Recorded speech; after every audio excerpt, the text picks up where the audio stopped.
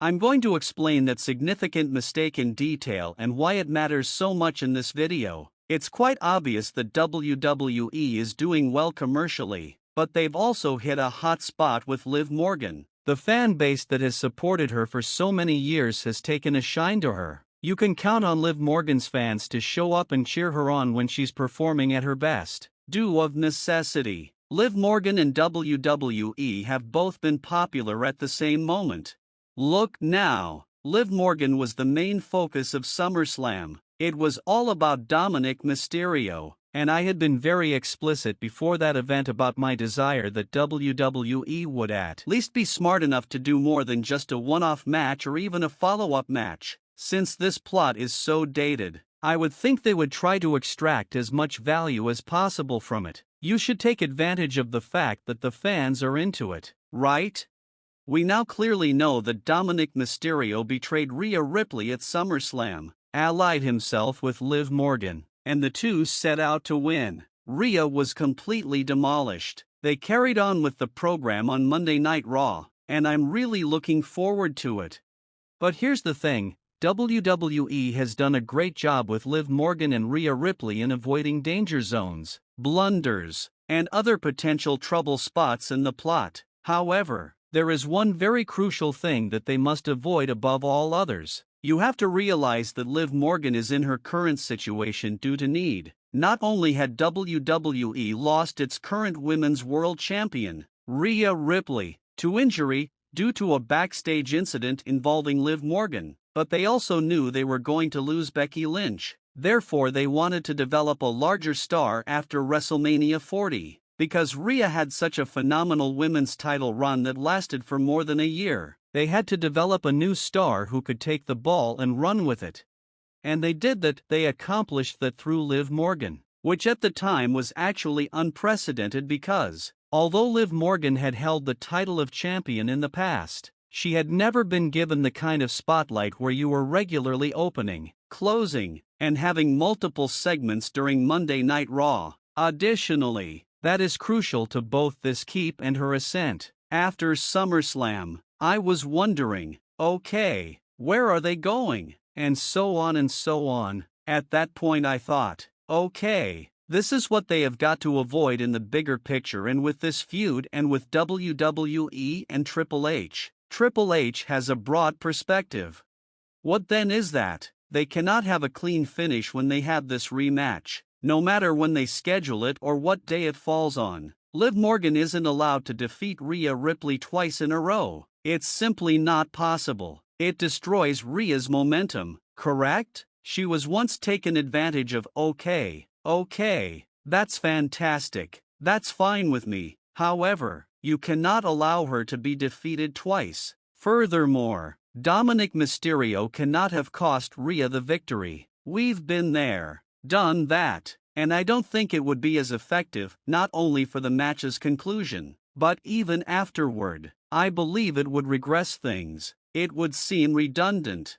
I'll tell you why you also can't have Rhea Ripley defeat Liv Morgan. She will never have her retribution. This initiative is too large to be completed in 1 month, and I believe they will make it a multi-month, multi-PLE program. Instead, we should extend it across several months. She simply cannot defeat Liv Morgan to win the title. A title transfer would be like playing hot potato with something that Liv, Rhea, and Becky Lynch have all invested a lot of time and energy into. You simply cannot succeed. How can WWE get around this? I therefore asked. And that, in a nutshell, is my conclusion, my answer. I believe you set up a DQ or no contest scenario, where, in the event that Dominic Mysterio intervenes, Rhea loses her composure and completely crushes him with a chair, correct? Furthermore, it's a DQ, a no contest, or whatever you want to call it. You also get it in a way that the viewers don't feel like they were duped, betrayed, or screwed over by having just this drab conclusion. Thus Rhea and Liv don't lose. For the simple reason that Dominic Mysterio is one of the most despised heels in pro wrestling, not just in the WWE. And how better to get a nice pop than this, if it's feasible at all. What better method to win Rhea Ripley over even more? And how better to further win over Liv Morgan and Rhea Ripley? If I were the WWE, that's what I would do. If I were Triple H, I would act in that manner. That, in my opinion, is the wisest course of action. In fact, if Rhea loses there, I believe the fans would really take it out on WWE, and since people are involved in this conflict, I believe there will be reaction if they go in there and have Rhea talk badly about Liv. There's a reason Rhea is opening this week's Monday Night Raw. It's hardly a tiny town, right? That's because of something. There is a great deal of personal investment in this.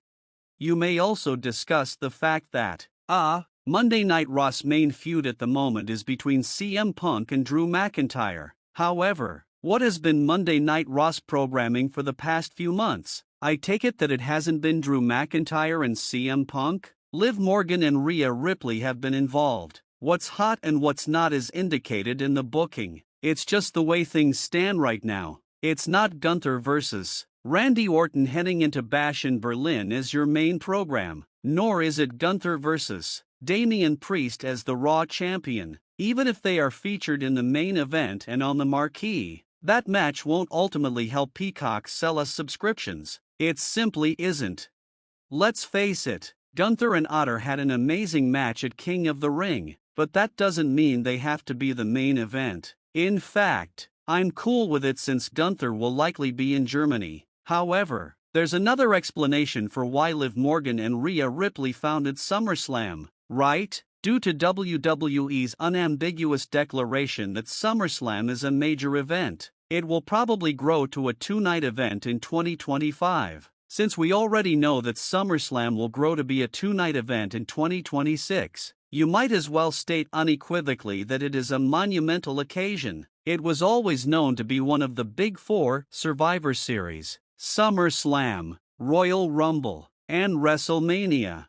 Money in the Bank ranks among my top 5, if not better than Survivor Series. I don't really like war games. The concepts of war games and Survivor Series don't seem to be that popular. In my opinion, every year, the match is the same. You have to kill half an hour before the contestants enter the ring because there are no false endings, and you have to perform a number of meaningless spots. The babyface team usually hits their finishers like they're spamming them in video games after someone goes off the top of the cage, and they go over like that's the match. Thus, Money in the Bank wins out over Survivor Series in my opinion.